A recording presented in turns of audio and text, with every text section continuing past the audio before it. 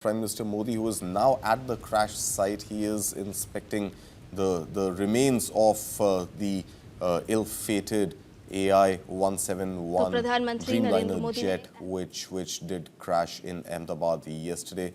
He's at the crash site, and these are the visuals that we are getting. Well, of course, these are visuals of the crash site, and here Prime Minister Modi now with a group of experts, perhaps briefing him on what went down yesterday. Of course, we have been seeing visuals and bringing those visuals to you, but at the crash site, remains of the aircraft, there are some parts, some material that is lying scattered, and of course the debris is all around, not just of the aircraft but also the buildings that have been charred by the plumes of fire that we saw, of course, in visuals yesterday. Firefighters have gone ahead and doused the fire, it seems now completely. Till late last evening there was still some fire visible inside the buildings, but fire seems to have been completely doused. There are bulldozers there trying to perhaps remove the scraps of the aircraft, perhaps in a bid to recover the black box or any other remains of the aircraft. We also have the Aviation Minister walking beside Prime Minister Modi. Prime Minister Modi there looking at the remains of the aircraft and the structural damage to the building, which also resulted in loss of life of people who were inside that medical college building at the time that the Dreamliner jet operated by Air India, the AI-171 from Ahmedabad to London, crashed inside the building.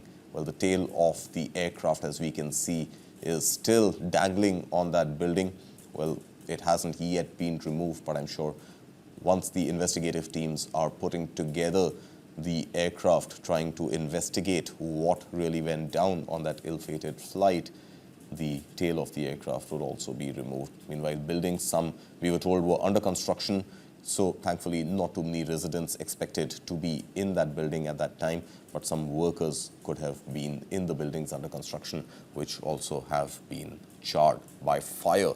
And remember, the fire, the explosion was humongous because it's more than 1 lakh kilograms worth of fuel on the aircraft, which had to undergo a 9-hour flight non-stop from Ahmedabad to Gatwick Airport in London.